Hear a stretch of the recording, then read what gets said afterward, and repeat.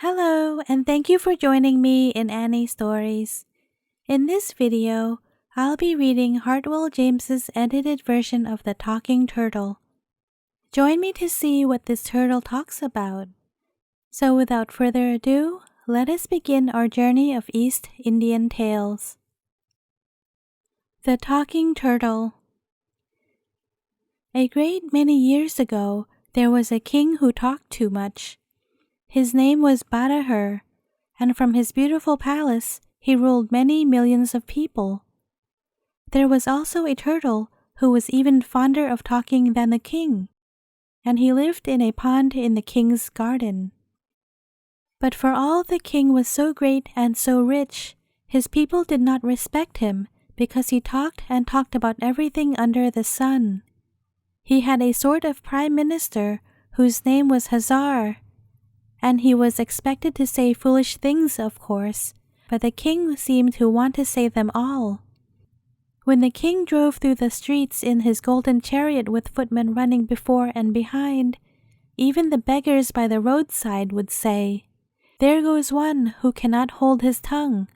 Don't tell your secrets to Badahar." They would go on. "He says more foolish things in a day than Hazar will ever say in his life. He talks and talks, and no one else has a chance to speak where he is." All this used to trouble Hazar, for he knew what the people thought of their king. He used to lie awake at night, thinking how he could cure the king of his talkativeness, but he could settle upon no plan, for the more he thought, the more difficult the matter seemed. But the turtle was even worse than the king in the matter of talking. He talked to the fishes, the parrots, the monkeys, and the birds all day long, until they were tired of the very sound of his voice. The fishes, as they lay under the bank, used to say to each other, "He is a mischief maker. He tells the crane where our hiding places are, and then they drag us out with their long bills and eat us." He told Merba, the king parrot, what the monkeys said about his tail, and that started such a quarrel between the parrots and the monkeys that it never will be patched up.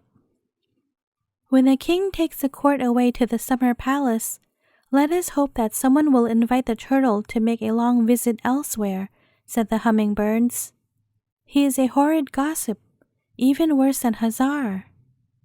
By and by the hot days came, and the king and his court went to their beautiful summer palace, away up on the slopes of the mountains.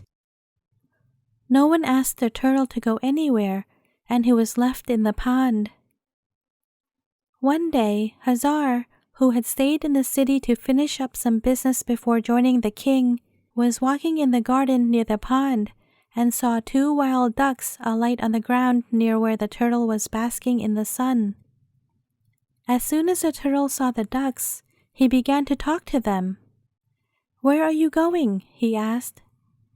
"There is a place called the Golden Cave up in the mountains where we used to live, and we are going back there," replied the wild ducks. "I should think that would be a very nice place," said the turtle. "Is there a pond in the Golden Cave?"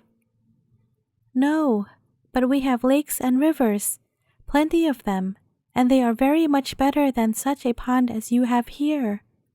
If you will come with us, you can see for yourself."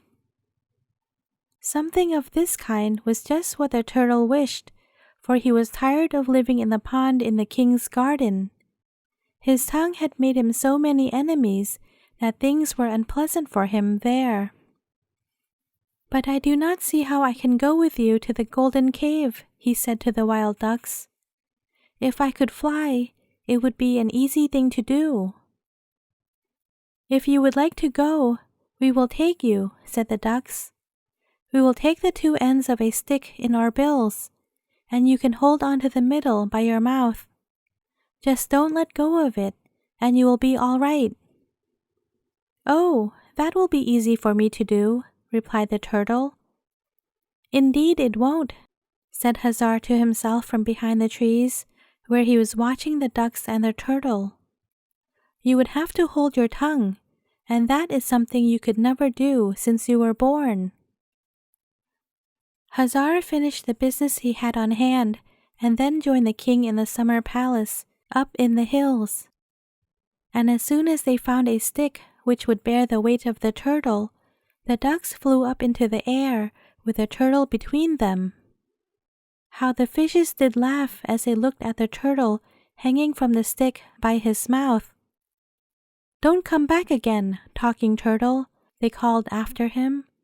"We can get along very well without you." "I don't intend to come back. Keep your old pond to yourselves," was what the turtle wanted to say in reply, but he did not dare to, because if he opened his mouth to speak, he would tumble right back into the pond again. So they flew on over the cities and villages and fields, and every time they stopped, the ducks cautioned the turtle to hold his tongue, or he would be killed. Then one day, as they were flying over a field, a woman who was working there called out, "2 wild ducks are carrying a turtle on a stick." This made the turtle so angry that he wanted to say, "You miserable woman, what is it to you?" But he controlled himself, although he bit the stick halfway through in his rage. After a while, the ducks and the turtle came to the mountains and flew directly over King Badr's summer palace. Some boys in the town below threw sticks at the ducks and called out to them, "Drop that fat old turtle, we'll make soup of him." This made the turtle so angry that he could no longer keep silence. He started to say, "Soup, you shall be made into soup yourselves, miserable children." But as he opened his mouth to utter the first word, he let go of the stick and crashed down into the courtyard of the palace, where the king and a number of his courtiers were walking. Hazar ran to pick him up, but he was quite dead. "What do you think of this?" asked the king of Hazar. "Did the turtle drop from the sky as a warning to us?" "It was being carried through the air by 2 wild ducks," replied Hazar. "With your majesty's permission, I will tell you what I know about them." And then he told the king what he had heard and seen in the palace garden. After Hazar had finished his story, the king was silent for a long time, and then he said, "This disaster happened to the turtle because he could not hold his tongue." Hazar bowed, and the king was silent again. "It strikes me, Hazar," he said at last, "that at times I talk too much." All the courtiers looked at Hazar, expecting him to deny that the king could talk too much, or to say that it was a pleasure to listen to anything the king had to say, but Hazar did nothing of the kind. He quietly said, as he looked at the king straight in the face, "Happy is the kingdom where the king knows his own faults." "Happy is the king who has such a faithful counselor as yourself, Hazar," responded the king. "To remind us of the fate of this turtle, we will have a golden one set up in the palace." So a golden turtle was made and set up in one of the great halls of the palace, and whenever the king saw it, he was reminded of the fate of the talkative turtle. He learned wisdom and discretion, and how to keep silent when it was necessary, and instead of despising him, his subjects came to love and respect him. The end. Thank you for listening. If you enjoyed this story, please give it a thumbs up and share it with your friends and family. I also wanted to let you know that I now have a Facebook page for Anny Stories. I really appreciate all the support that everyone has given to my small channel.